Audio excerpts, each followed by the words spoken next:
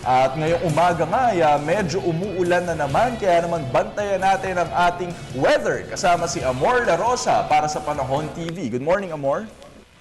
Yes, good morning JC, good morning Pilipinas. Ngayong umaga makakasama po natin si Mr. Alvin Pura na weather forecaster ng Pag-asa. Good morning, Mr. Pura.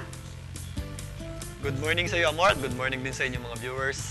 Mr. Pura, kahapon nga po ay naging isang ganap na bagyo na itong low pressure area na binabantayan natin. So ngayon po ba, sa mga oras na ito, ano na bang update natin sa lokasyon nito, yung lakas, at syempre paano ba yung pagkilos ito sa mga susunod na oras?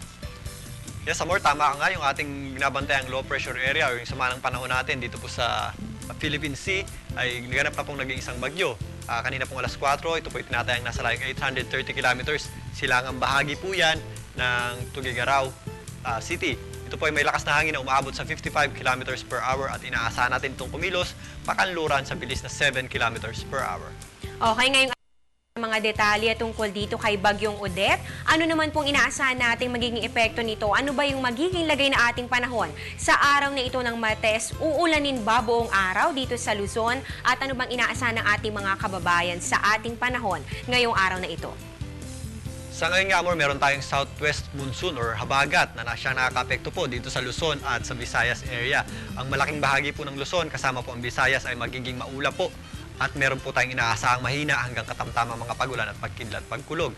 Samantalang dito po sa area ng Mindanao, good news po dahil meron po tayong high pressure area dito po sa Philippine Sea or nandyan malapit sa area ng Mindanao.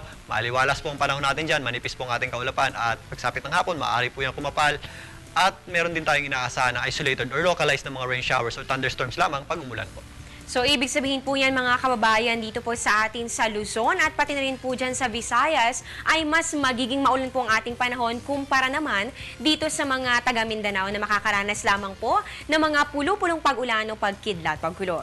At eto naman, Mr. Pura, paano ba magiging track o yung tatahaking direksyon nito nga si Bagyong Odette? Saan ba ito banda lalapit at kailan ba ito lalabas ng ating Philippine Area of Responsibility? Itong ating bagyong si Odette ay inaasahan nga ating kumilos pa kanluran or pa westward sa bilis na 7 kilometers per hour. Pag di po nagbago ang kanyang kasalukuyang bilis at tinatahak ng direksyon, ito po ay lalapit dito po sa area ng northern at extreme northern Luzon at maaari po yan magdala ng mga pag-ulan or mga bugso ng hangin or maaari din po tayo magtaas ng signal dyan sa mga areas na yan. At maliban po dyan, paglapit din po ng ating bagyong si Odette, maaari din po yan humila ng habagat na siya naman magdadala ng pag-ulan dito po sa western section po ng Visayas at Luzon. At kasama po dyan ang Metro Manila sa mga darating na araw. Kailan naman natin inaasahan yung lalabas ito sa ating PAR, Mr. Pura, para dun sa mga nagtatanong kung ito ba ay magtatagal pa dito sa loob ng ating bansa?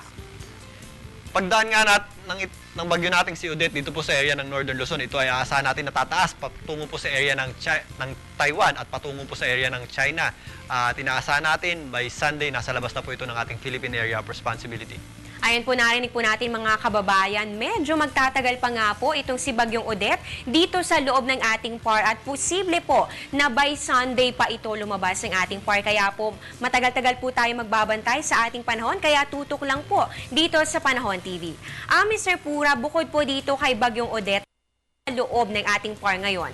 Meron ba kayong namamataang panibagong sama naman ng panahon sa labas ng ating Philippine Air Responsibility at paano ba nagkakaroon ng interaksyon itong bagyong ito, si Bagyong Odette, dito sa weather disturbance sa labas naman ng ating PAR? Nagkakaroon ba ng pag-aagawan dito sa hangin? Ano ba ang nangyayari dito? Amor, meron nga tayong binabantayang isa pang sama ng panahon. Nasa labas naman ito ng ating Philippine Area of Responsibility. Nandiyan po yan sa West Philippine Sea at patungo po yan sa area ng Vietnam area. At magandang balita dahil yung isang bagyo na po yan ay naghahati po sila or nakikipag-agawan po siya ng hangin at moisture dito po sa ating bagyong si Odette. Dahil po dyan, mababawasan yung dalang pag-ulan ng ating southwest monsoon or habagat dahil hinihila rin po ng bagyo na nasa labas yung ating habagat.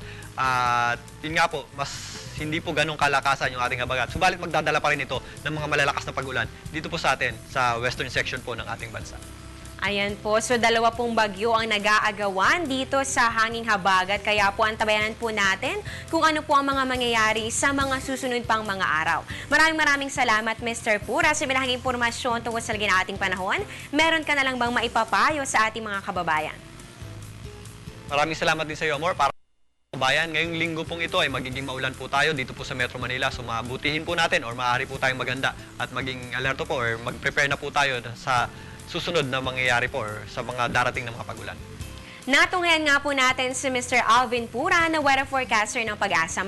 At yan muna ang latest mula dito sa Pag-asa. Ako pang inyong weather lover, Amor La Rosa. Balik muna sa inyo, Carla. Maraming salamat, Amor.